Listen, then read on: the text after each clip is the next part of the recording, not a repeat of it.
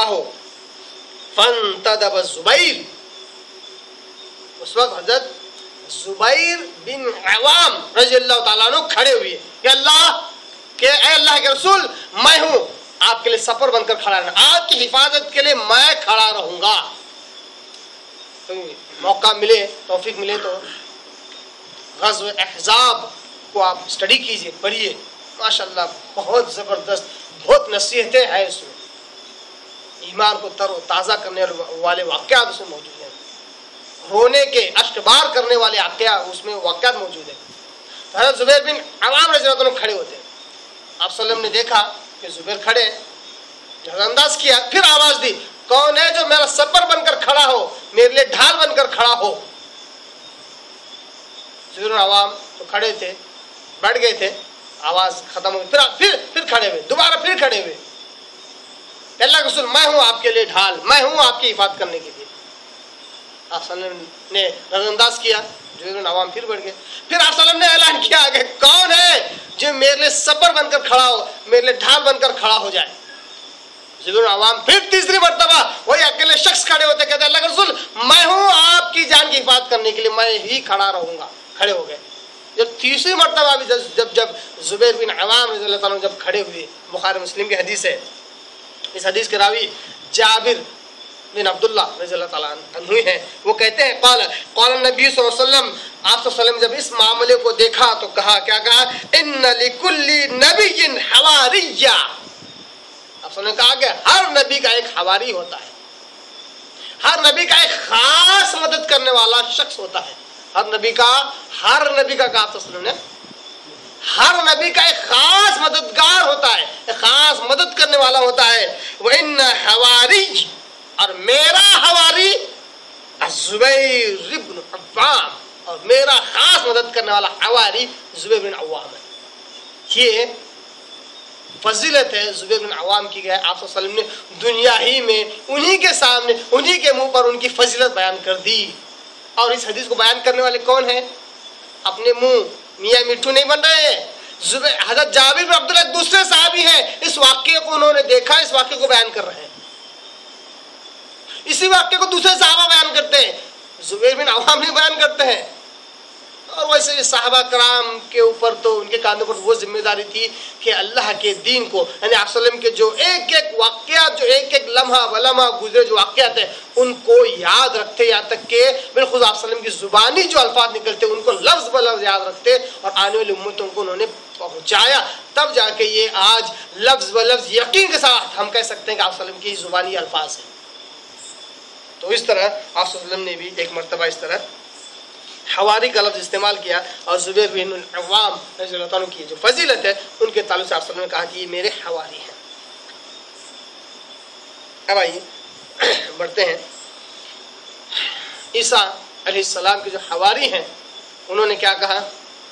قرآن کی آیتوں پہ آپ غور کیجئے، قرآن کے الفاظ پہ آپ غور کیجئے، انشاءاللہ العزیز یقین جانیے آپ ہرگز گمراہ نہیں ہوں گے. کیسے گمراہ ہوں گے؟ قرآن پڑھیں گے اور گمراہ ہوں گے؟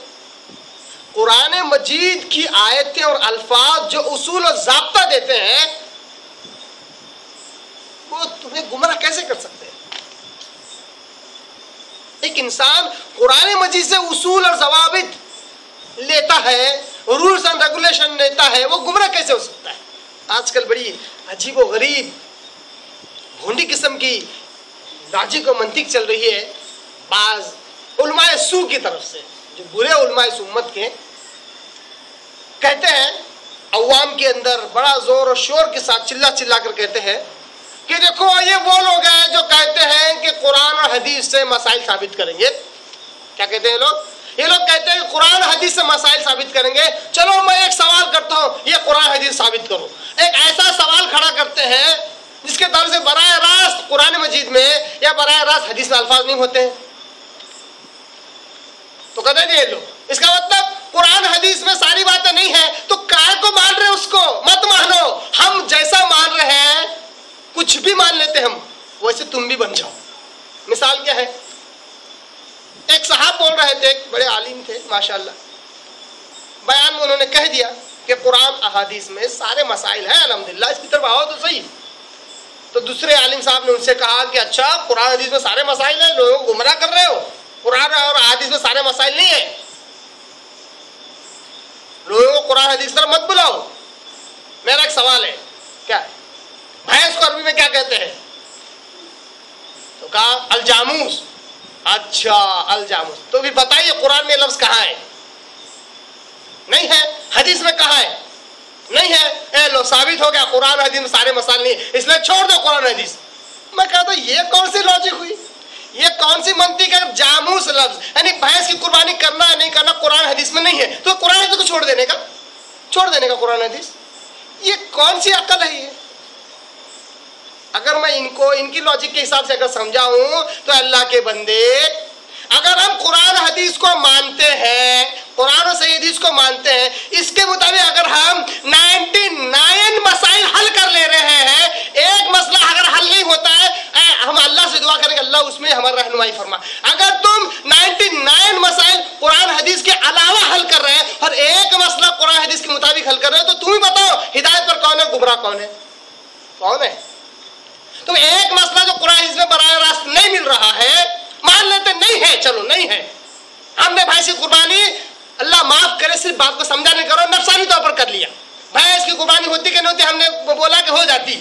ایک مسئلہ جو قرآن حدیث میں نہیں مل رہا, ایک مسئلہ ہم نہیں مان رہے, 99 مسئلہ قرآن حدیث سے ثابت کر کے عمل کر رہے ہیں, تب بھی ہم پوری طرح گمراہ, اور تم 99 مسائل قرآن حدیث کے بغیر ایسا ہوا تو کیا ہوگا, ویسا ہوا تو کیا ہوگا, منہ کھول کے پڑے رہے اور کچھ گر گیا تو کیا ہوگا, آنکھ کھول کے دیکھ لو تب کیا ہوگا, چاند میں دیکھ لو تو کیا ہوگا, سورج میں, ایسے مسائل جو صرف خیالی ہے 99 مسائل قرآن حدیث کے بغیر تم حل کر لو اور ایک مسئلہ قرآن حدیث کے مطابق حل کر لو, تو تم 100%